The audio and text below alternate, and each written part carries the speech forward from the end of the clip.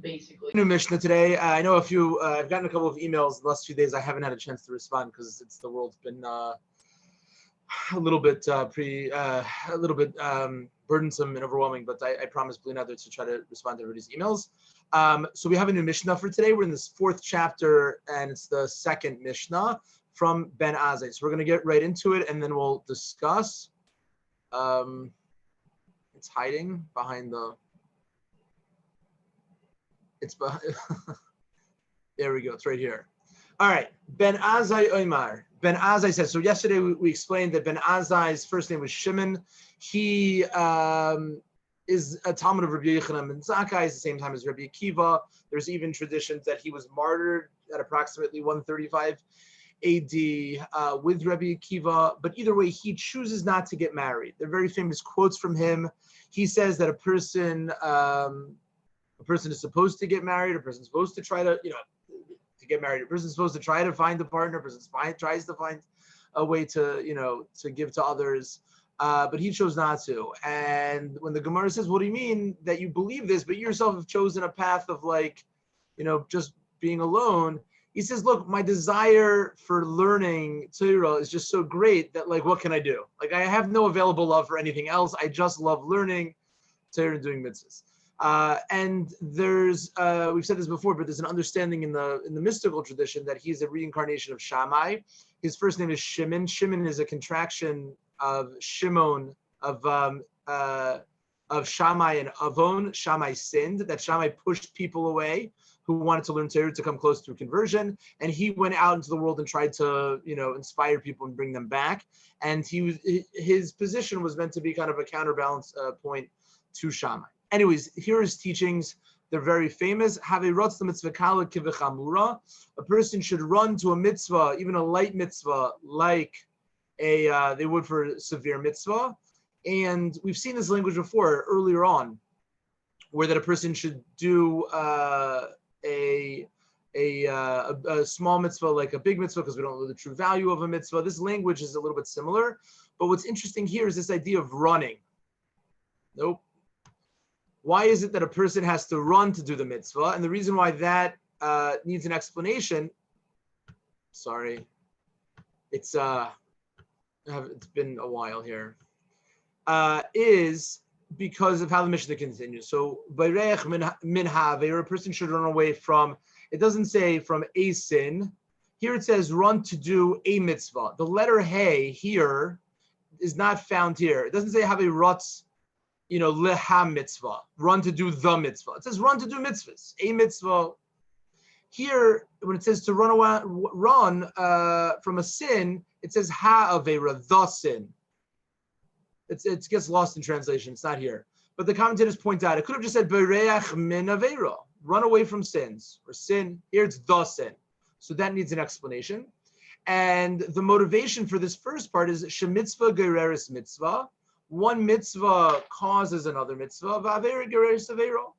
And one avera causes another avera. Sheschar mitzvah, that the reward for one mitzvah is another mitzvah, schar avera, and the reward for one avera is another avera.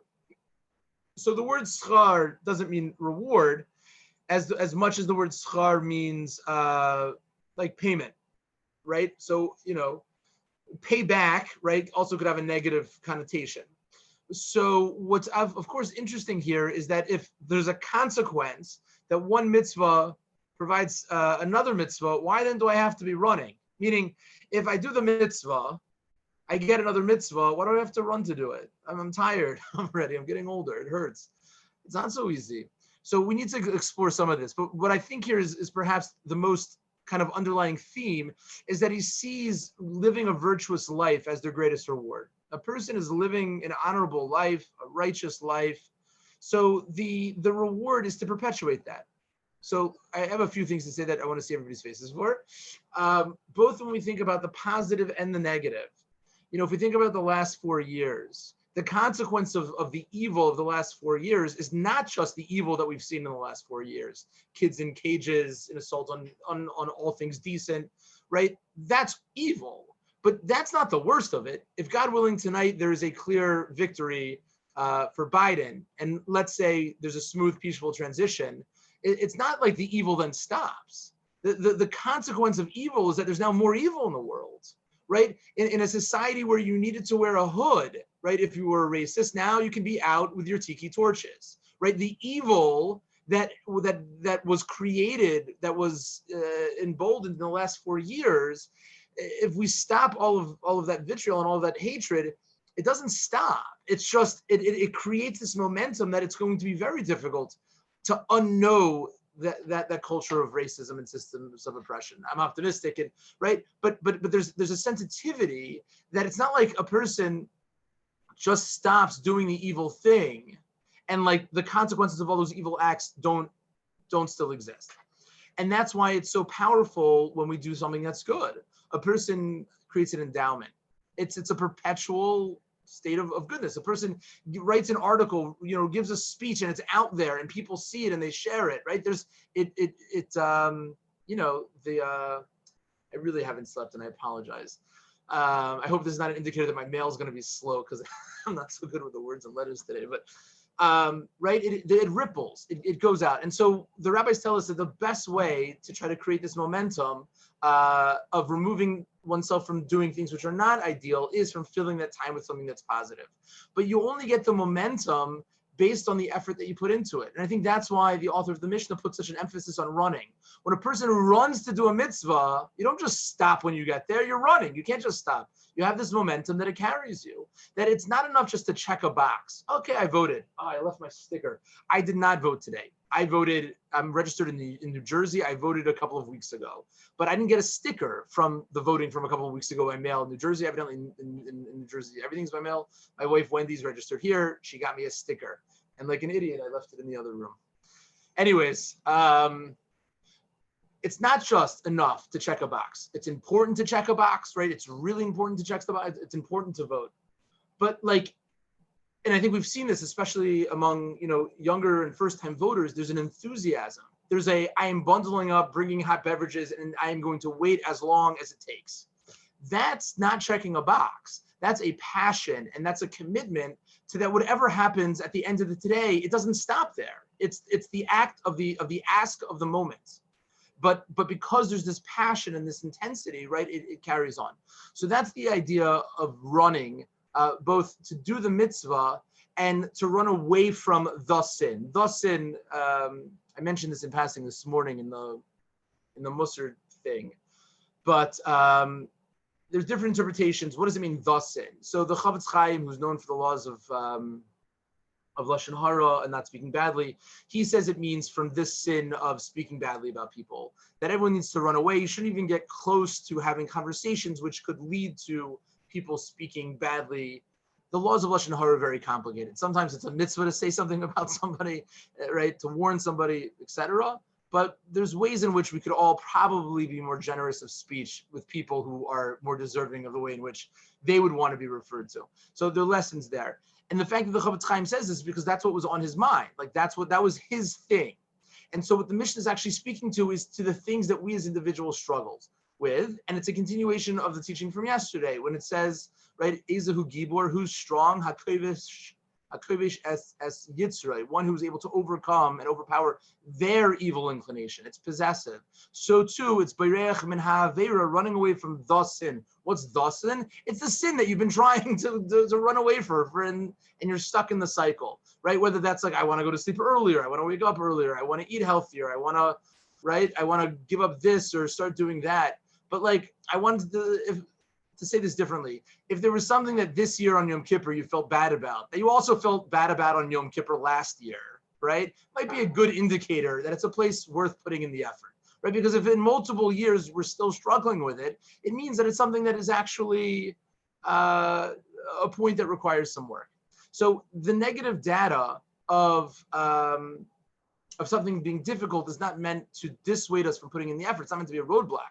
It's actually meant to be a roadmap to let us know that, okay, so this requires, I'm not tempted by this. This morning I was speaking about smoking. I'm not a smoker, wasn't, right? There's certain people that are tempted by certain things. There's certain things that people are not tempted. There's certain people that alcohol, being around it, it's just, they hate the smell. There's no desire. For other people, it's a huge temptation. So it's not a right or wrong. It's a sensitivity to where do I need to put up boundaries to make sure that I don't come close, to the edge. So just to go back to the mission, then we'll open it up for discussions. Chana, good to see you. Okay, so again, as a continuation of seeing the desire, the goodliness of, or the godliness of people in each other, Ben Azai also has kind of a counterpoint to Rabbi Akiva. Rabbi Akiva says it's v'ahavta l'reacha kamecha, that if you had to distill the entire Torah down to one teaching, it is love your neighbor, love you like you love yourself. Ben Azai has a different teaching, which is that Ela told us, like these are the, I don't know how you say this. These are like kind of the offspring of people, right? That they're created in the image of God. That seeing somebody as being in the image of God is actually what the entire Torah is about. Once you can see God's creations as a reflection of the Creator, so then you can like come to love the other person like you love yourself.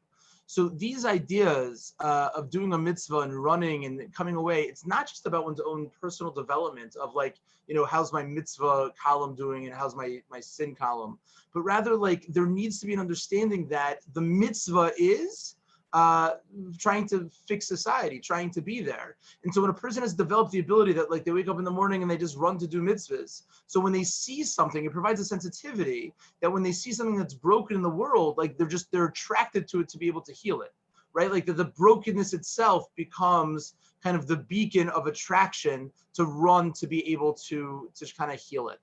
And that is what Ben Azai did. Like he saw the world as both like the brokenness as the invitation and really the obligation to come and to heal it. Okay, so want to stop sharing, and I have a quick question about language. Oh, please.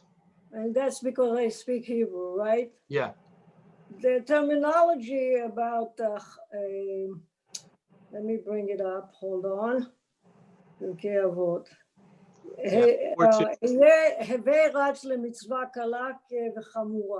Usually that word chamura refers to negative, not positive. It's true. It's very true. All of a sudden you put it with the word mitzvah, and I don't understand. I don't know if there's a reason why it's being used. Yeah, so I will show it to everybody. It's a great observation. So Ben Azai says, Havirat lemitzvah kala. Kala means light. Right. V'chamura. Run for a light one like a heavy one. Now, I used to run a little bit, not a lot. I can tell you, running with a backpack, right, or with weights is much harder than running. It's not just running. I do some backpacking and long distance, right? If you have a 30-pound pack as opposed to a 20-pound pack, like it makes a difference. Every ounce makes a difference in ultralight backpacking. So the teaching here is that a person should run to do a mitzvah, mitzvah kala. One way homiletically to understand this is that you should run with the appreciation and the sensitivity of the complexity, kivachamura, as if it was a really difficult mitzvah. Meaning, let's try to say this differently. Well, it's more. It seems like it's more referring to the running as opposed to the mitzvah. That's right. So when we think about let's say, showing up to synagogue on Yom Kippur on time, right? Like that's something like Kol Nidre or Ne'ilah, right? Like whatever the thing is in the calendar year that you take the most seriously. Maybe it's Yizkor, right? So a person, right, shouldn't run with a sense of heaviness, right? But rather like they should be running in that, like, I can't miss this. Like I have to be there on time. It's important to me. We should appreciate or approach even what are considered to be minor mitzvot, right? Somebody's asking you to hold the door, right? So like I'll hold the door, but I'm like spacing out. I'm already thinking about what's next. We don't appreciate the heaviness of the moment that maybe, if we present to somebody, you have a Jewish star necklace, you look like you're identifiable as a Jew, you don't know who this person is, right? You don't know if maybe they have anti-Semitic tendencies. And like now you're smiling and you're like being present in the moment, which might look like a light mitzvah, that human interaction, you don't know. You don't know whether or not they love Jews, but they're having a really hard day, and you don't know where they are in their life. So if we take the most, whatever the mitzvah is, that we take the most seriously, that we put the most deliberation and preparation for. And we would just kind of give that level of respect to the moment, throughout the day in whatever action we are, especially the ones which are motivated because we think that this is what God wants from us, right? So then there's a certain kind of sophistication and more than like intentionality that we could bring to it, that we can actually have continuity from the moment to the moment. Meaning, I try to eat healthy in spurts, meaning I'm good for a day or two, and then I'm like, I got the munchies, I'm exhausted, and it's not good, it throws me off. But when a person is doing well in terms of having healthy habits, right? So then a person feels like, okay, so what do I want to have for the next meal? How many carbs? How many, right? Like there's a thought process to, I'm taking this seriously, so I need to be deliberate. A person's like, I don't care, I'm off whatever the thing is, or the doctor says it doesn't make a difference or whatever. So then you don't have to give any thought because there's no consequence. To the extent that a person cares about something is to the extent that they prepare for it and that they're present with it, right? The one end of this, the spectrum is, a person's a surgeon. You don't get to space out if you're a surgeon, right? Like every moment is you have to focus. So when we think about divine service, there's a way in which we all recognize that there are things which are really important to us in our divine service. And they're things that we do because we label them as divine service, right? Like it's important to do this because we think this is what God wants from us. But we don't give it the same thought because it's like a box that we check, right? That we light Shabbos candles or we make Kiddush or whatever it is, the thing that we do. But what would happen if, throughout the entire day, we were able to be as present? So I think that's what it means, that we're supposed to run. And it's difficult, but I think there's a beautiful teaching here. Throughout the day, we're running around. It's hard to ever focus when you're running around. It's hard to focus. You're running around. So what does it look like when you're running to also have peace of mind, to also be able to take with you that, right, sense of presence?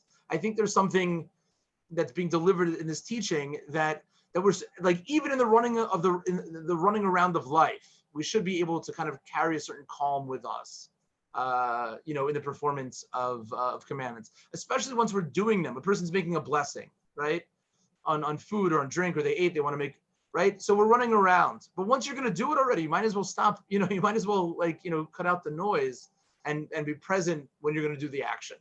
Because again, that creates this momentum and continuity. Yeah, Doug. Two things. First of all, we voted in person 2 weeks ago, and we did not take the stickers because there were too many people there, including poll workers, who were not wearing masks. And we wear gloves, and we didn't want to take anything poisonous out of there with us. Good for you. And just so before your second comment, it is amazing. I've seen people observe how much adults are still motivated by stickers. It's not a small thing.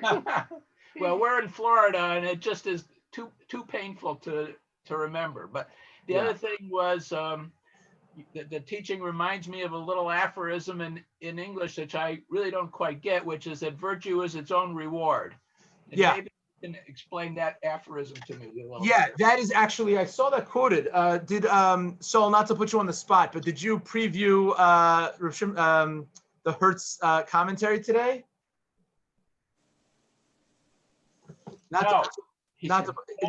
muted. Oh, he said Saul did. No, but he said me. Oh, Saul. Yeah, you're muted. Did you take a look? You're still muted. It's okay. So he actually quotes this, and he quotes this in the name of Philo. He says that Ben Azai created the saying, the reward of virtue is virtue, and the wages of sin is sin, which has nothing to do with this particular Mishnah. It's just talking about Ben Azai and all the things that he did. Yeah. That it's because of him, Song of Songs is included, and Ecclesiastes is included, and he fought tooth and nail. Beautiful. So Doug, you were in Hebrew say you were machavein, right? You had the same thought process of the former chief rabbi of England, who says that Philo actually got this from him, and he frames it as the good deed itself is its own complete reward. But what I think it means is if we think about creating an America that is, free from racism and homophobia and transphobia and all the systems of oppression, right? That's not a means to an end, right? That is the goal, meaning to live in such a society where people have access to healthcare, right? And people have, to create a society is itself the end goal, right? To be able to live in a place where there's justice and there's freedom and there's opportunities and there's all the things that we believe in. So like the creation of it, that itself is the reward. Like, what do you get for fighting for, for social justice? Hopefully you get a just society, right? Like the just society that you would live in is itself actually the greatest reward for it. Yeah, Robin. I also think that you never know what's just going to be a small mitzvah. I mean, you don't know the end result. And I used to work in public schools, and the opening day, they try to pump you up, and they would say, they would ask us to remember a teacher that was important to us. And someone would remember, Mrs. White, my third grade teacher. These are people that have gone on to have PhDs or whatever, but that person, like what they did. And so you never know. So that's number one. And number two, it's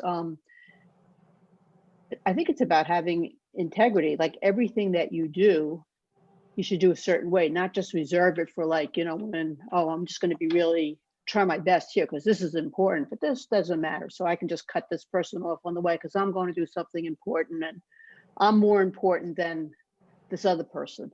So, for consistency is the other. And I think that next piece, I don't know if we actually talked about it, but when they talk about you shouldn't despise any man, don't discriminate against any, because but you just never know. Every single thing is important. It's very true. So first of all, I also had a Mrs. White as a teacher. Probably everybody at some point had a Mrs. White. She was lovely.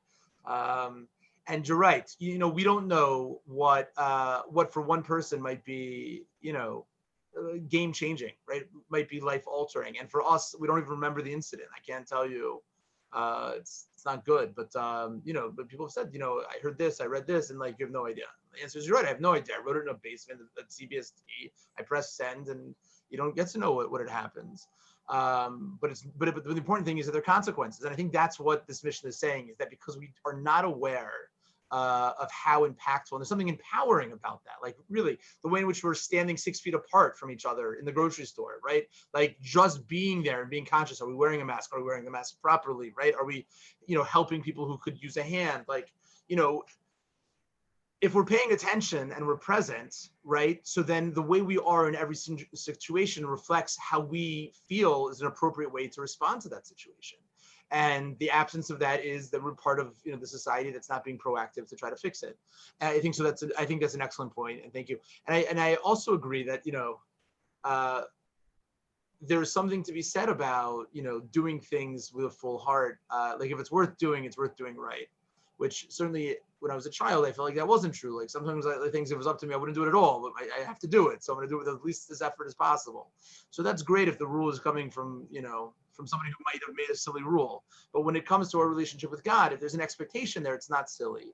So anything that's worth investing in terms of our relationship with God or with society, it's worth investing with a whole heart. And I think that's actually one of the commentaries that points out in one of the early Mishnayos that it says that we should do a light mitzvah like a heavy mitzvah because we don't know the true value. Like it says that explicitly. One of the things I think we pointed out is that we're not actually supposed to be doing the mitzvah for the reward. We're supposed to be doing the mitzvah, right? That's what the other Mishnah says. Do it right. Don't serve a master like one who's looking for a reward, rather for someone who's not. But if you put all three of those together, there's actually perhaps a new interpretation that if we see the mitzvah itself as the reward, so then you should take the light ones as seriously as the heavy ones, right? Because those also have the capacity to be heavy in terms of the reward of the momentum of being able to create new opportunities. I know we're out of time here, but just one last thought on that. The simple interpretation of mitzvah gereris mitzvah is of one mitzvah leads to another. Let's say a person, builds a sukkah. There's actually not a mitzvah to build a sukkah. The Torah doesn't say anywhere, right? We have an obligation to sit in a sukkah, right, when we can. So, but the only way to sit in the sukkah is to build it. So it's what's known as a Haksha Mitzvah. It's like a preparatory act that allows a person to fulfill the mitzvah. So the person's going to have a sukkah, so then maybe you'll invite people, non-COVID times, right? So then once you're going to invite people, maybe you're going to make blessings, right? Once you're going to invite people, make blessings, so maybe the food will be, the right type of food. And even inviting guests is a mitzvah. So when you do one mitzvah, it creates an opportunity for more mitzvahs.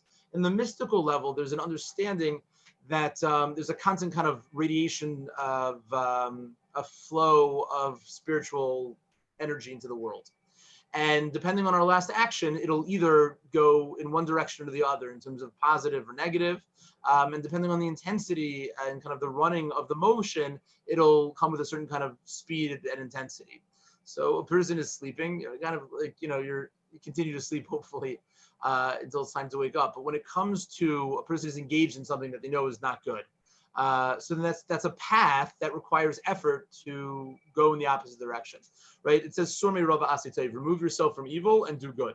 So we understand that the best way to remove ourselves from evil is to do good. But if a person is in the process of doing something that's not good, so then, if you're going 80 miles an hour and you want to go in reverse, you can't go from 80 miles an hour to reverse, right? The transmission will pop out.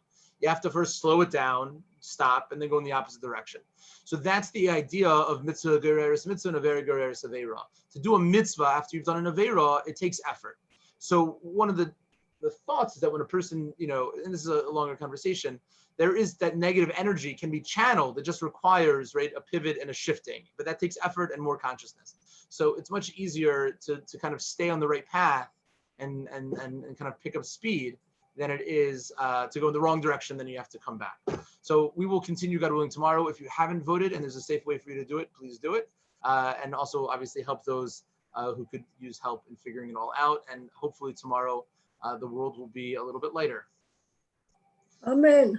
All right, friends, stay strong. See you tomorrow. Thank you.